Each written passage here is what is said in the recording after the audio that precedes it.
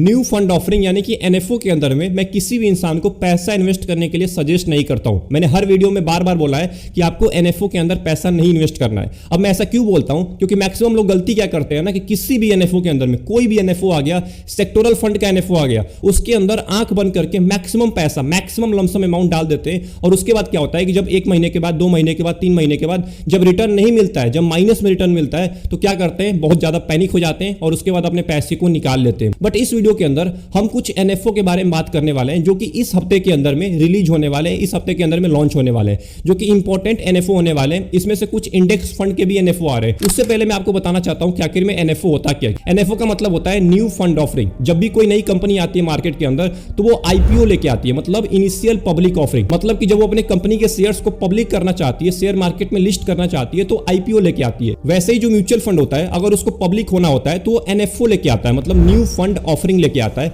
अब इसके अंदर अगर पैसा इन्वेस्ट करते हैं तो आपको सबसे कम दाम में एनएबी मिल जाएगी। मतलब कि एनएबी जो होती है ना, 10 रुपए की होती है, 15 रुपए की होती है, 20 रुपए की होती है, तो सबसे कम दाम में एनएबी मिलती है। उससे क्या फर्क पड़ता है कि आपको ज्यादा यूनिट अलॉट हो जाता है। तो यहां तक तो आपको यह समझ में आ गया होगा कि आखिर में एनएफओ बोलते किसको है। अब आते हैं मोस्ट इंपॉर्टेंट मुद्दे के ऊपर, जो कि इस पूरे वीडियो का टॉपिक है।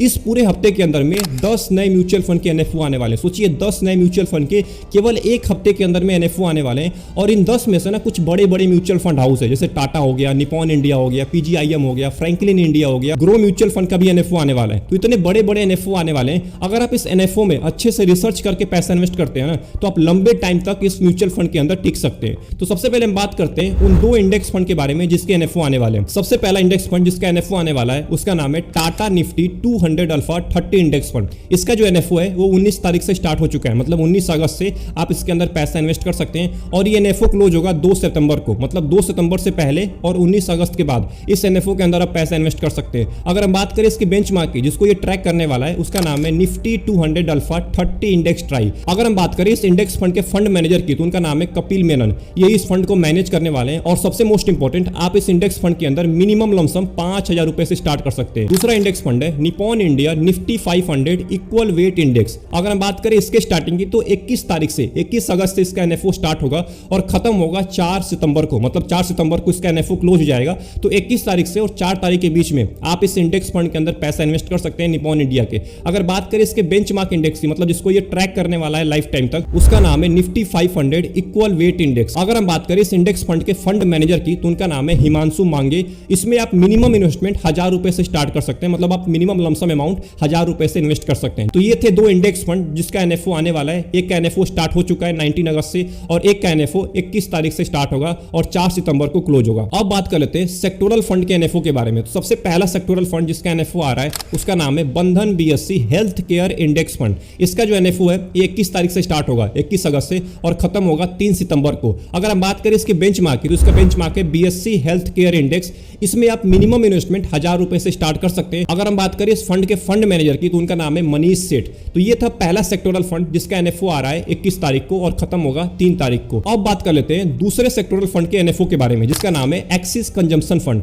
अगर हम बात करें इसके स्टार्टिंग डेट की, तो 23 तारीख को एनएफओ स्टार्ट होगा, मतलब 23 तारीख से आप पैसा इन्वेस्ट करना स्टार्ट कर सकते हैं इस एनएफओ के अंदर में, और खत्म होगा 6 सितंबर को। 6 सितंबर को एनएफओ क्लोज हो जाएगा। तो 23 से लेकर 6 के बीच में आप एक्सिस कंजम्पशन फंड के एनएफओ के अंदर पैसा इन्वेस्ट कर सकते हैं। अगर बात करें बेंचमार्क की, जिसको ये ट्रैक करने वाला है, उसका नाम है निफ्टी इंडिया कंजम्पशन ट्राई। अगर हम बात करें एक्सिस कंजम्पशन फंड के फंड मैनेजर की, तो 3 फंड मैनेजर हैं। पहले का नाम है हितेश दास, दूसरे का नाम है कृष्णा नारायण एंड तीसरे का नाम है श्रेयस देवालकर। अगर हम बात करें मिनिमम इन्वेस्टमेंट की, तो आप 100 रुपए से भी स्टार्ट कर सकते हैं। मतलब सोचिए 100 रुपए से इस सेक्टोरल फंड के एनएफओ के अंदर पैसा इन्वेस्ट कर सकते हैं जिसका नाम है एक्सिस कंजम्पशन फंड।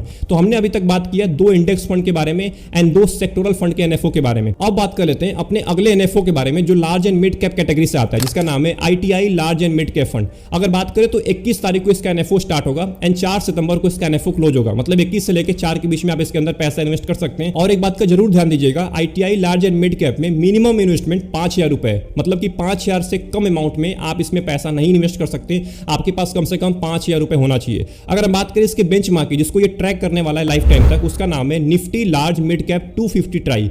अगर हम बात करें इसके फंड मैनेजर की, तो उनका नाम है विशाल जोजो एंड रोहन कोरदेव। आपका पैसा ITI large and mid cap में लगभग 70 से लेकर 100% इक्विटी में डाला जाएगा एंड 0 से लेकर 30% आपका पैसा डेट के अंदर इन्वेस्ट किया जाएगा। अब बात कर लेते हैं अगले एनएफओ के बारे में जो कि मल्टी कैप कैटेगरी को बिलोंग करता है, जिसका नाम है PGIM India multi cap fund. अगर इसके एनएफओ की डेट की बात करें तो 20 तारीख से इसका एनएफओ स्टार्ट हो चुका है एंड 5 सितंबर को इसका एनएफओ क्लोज होगा, जो कि ऑब्वियस सी बात है, अगर आप चाहते हैं इसके एनएफओ में डालना तो 20 से लेकर 5 के बीच में डाल सकते हैं। अगर बात करें मिनिमम इन्वेस्टमेंट की तो आप 5,000 रुपए से आप इसमें स्टार्ट कर सकते हैं इन्वेस्टमेंट करना, मतलब 5,000 से कम में आप इसमें इन्वेस्ट नहीं कर सकते हैं। अगर बात करें इसके बेंचमार्क इंडेक्स की, जिसको ये ट्रैक करने वाला है, उसका नाम है निफ्टी 500 मल्टी कैप 50:25 के बीच में डिवाइड किया गया है। अगर बात करें इसके फंड मैनेजर की तो 2 फंड मैनेजर हैं, जिनका नाम है विवेक शर्मा एंड दूसरे का नाम है उत्सव मेहता। इसमें आपके पैसे को 75 से लेकर 100% इक्विटी के अंदर इन्वेस्ट किया जा सकता है। अब बात कर लेते हैं अपने अगले एनएफओ के बारे में, जिसका नाम है grow Nifty India defence ETF. इस ईटीएफ की जो एनएफओ है वो आने वाली है 22 तारीख को। 22 तारीख को इसका एनएफओ स्टार्ट होगा एंड खत्म होगा 5 सितंबर को। अगर बात करें इसके फंड मैनेजर की तो फंड मैनेजर का नाम है अभिषेक जैन एंड इसके बेंचमार्क इंडेक्स की बात करें तो बेंचमार्क इंडेक्स है निफ्टी इंडिया डिफेंस ट्राई, जो कि एक मोस्ट इंपॉर्टेंट इंडेक्स है। जो भी आप देख रहे हैं ना डिफेंस सेक्टर के अंदर में जो भी म्यूचुअल फंड है वो मैक्सिमम इसी इंडेक्स को फॉलो करते हैं, निफ्टी इंडिया डिफेंस ट्राई को। अगर आप चाहते हैं grow Nifty India defence ETF के अंदर पैसा इन्वेस्ट करना तो आप मिनिमम 500 रुपए से भी इन्वेस्टमेंट स्टार्ट कर सकते हैं। अब बात करते हैं अगले एनएफओ के बारे में, जिसका नाम है Baroda BNP Paribas dividend yield fund. इसका जो एनएफओ है 22 तारीख को स्टार्ट होगा, 22 अगस्त को एंड खत्म होगा 5 सितंबर को। मतलब आप 22 तारीख से लेकर 5 सितंबर के बीच में इस डिविडेंड यील्ड वाले फंड के एनएफओ के अंदर पैसा इन्वेस्ट कर सकते हैं। अगर बात करें इसके बेंचमार्क इंडेक्स की तो है निफ्टी 500 ट्राई एंड इसके जो फंड मैनेजर हैं वो 2 फंड मैनेजर हैं, एक का नाम है शिव चनानी एंड दूसरे का नाम है मितेन ओरा।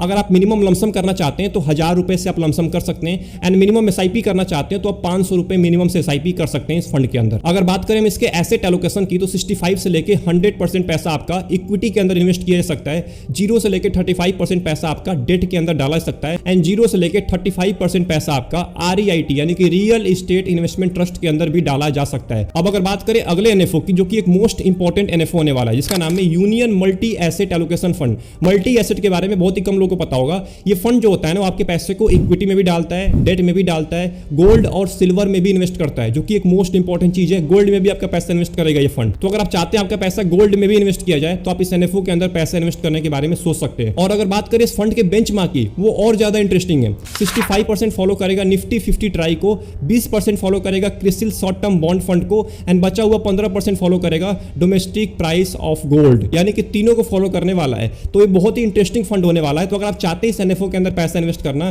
तो रिसर्च करने के बाद आप इस फंड के अंदर पैसा इन्वेस्ट करने के बारे में सोच सकते हैं। आप इस फंड के अंदर मिनिमम 1000 रुपए से अपना इन्वेस्टमेंट स्टार्ट कर सकते हैं। और अगर बात करें इसके एसेट एलोकेशन की तो 65% से लेकर 80% आपका पैसा इक्विटी के अंदर डाला जाएगा, 10 से लेकर 25% डेट के अंदर, 10 से लेकर 25% आपका पैसा गोल्ड ईटीएफ के अंदर भी डाला सकता है एंड 0 से लेकर 10% आपका पैसा सिल्वर ईटीएफ में भी डाला सकता है एंड 0 से लेकर 10% आपका पैसा आरईआईटी यानी कि रियल एस्टेट इन्वेस्टमेंट ट्रस्ट में भी डाला जा सकता है। मतलब कि बहुत सारे एसेट में आपके पैसे को डाला जाएगा। तो अगर आप डाइवर्सिफिकेशन चाहते हैं अपने इन्वेस्टमेंट में तो आप जा सकते हैं इस फंड की तरफ। अब बात कर लेते हैं आखिरी एनएफओ के बारे में, जिसका नाम है Franklin India ultra short duration fund. नाम सुन के समझ गए होंगे, ये शॉर्ट टर्म ड्यूरेशन के लिए होता है। इसका एनएफओ 19 अगस्त को ही आ चुका है एंड इसका एनएफओ क्लोज होगा 28 अगस्त को। अगर बात करें इसके बेंचमार्क इंडेक्स की, जिसको ये फॉलो करने वाला है, उसका नाम है Nifty ultra short duration debt index fund. Fund manager की बात कर लेते हैं तो 2 फंड मैनेजर हैं, पहले का नाम है राहुल गोस्वामी एंड दूसरे का नाम है पल्लव राव। आप इसमें अगर आप चाहते हैं मिनिमम लमसम करना तो 5000 रुपए से स्टार्ट कर सकते हैं एंड मिनिमम एसआईपी आप 500 रुपए से भी स्टार्ट कर सकते हैं। तो अब बात कर लेते हैं इस पूरे वीडियो के कंक्लूजन के बारे में, जो कि एक मोस्ट इंपॉर्टेंट चीज होने वाली है, क्योंकि बहुत सारे लोग कंफ्यूज हैं अभी के टाइम पे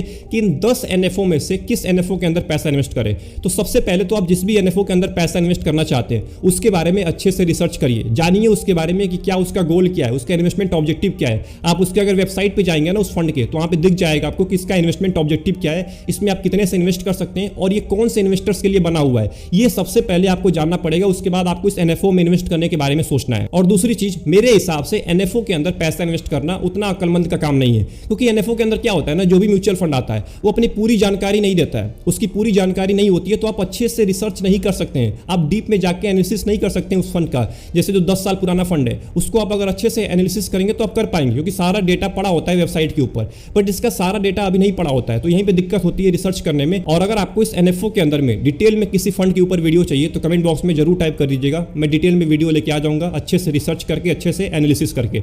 मिलते हैं एक और इंपॉर्टेंट वीडियो में, तब तक के लिए अपना ध्यान रखिए। Best of luck, take care.